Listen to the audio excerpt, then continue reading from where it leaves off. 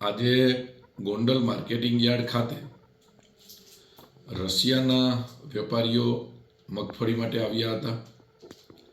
આમ તો એ કંપનીના ઓનરની ટીમ હતી. સ્નીકર્સ ચોકલેટ જે વર્લ્ડની મોટામાં મોટી ચોકલેટ બનાવતી કંપની છે એમની આખી ટીમ હતી. એ લોકોએ પુણેની અંદર 2000 કરોડનું રોકાણ કરી અને બહુ મોટો પ્લાન્ટ કર્યો છે. અને ત્યાંથી વેપારીઓ વર્લ્ડના 30 દેશની અંદર એમના જ્યાં પ્લાન્ટ છે ત્યાં મગફળી લઈ જવા માટેનું એવા માટે એ ગોંડલ માર્કેટિંગ યાર્ડ પસંદ કરી અને ગોંડલ માર્કેટિંગ યાર્ડમાં આખી ટીમ એ લોકોની આવી હતી.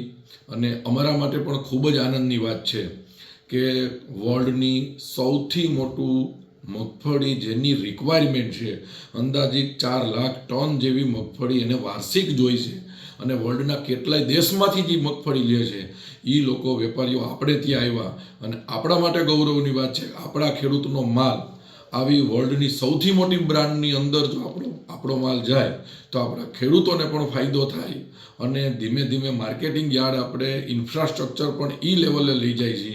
અને આપણે હજી એવા પ્રયત્ન કરી છીએ કે વર્લ્ડની તમામ મોટી મોટી કંપની ગોંડલ માર્કેટિંગ યાર્ડમાં આવે, આજુબાજુના ખેડૂતોને અને આપણા ખેડૂતોને સૌથી વધારે ફાયદો થાય એના માટે આપણી ખૂબ જ ઈચ્છા અને અપેક્ષા પણ હોય.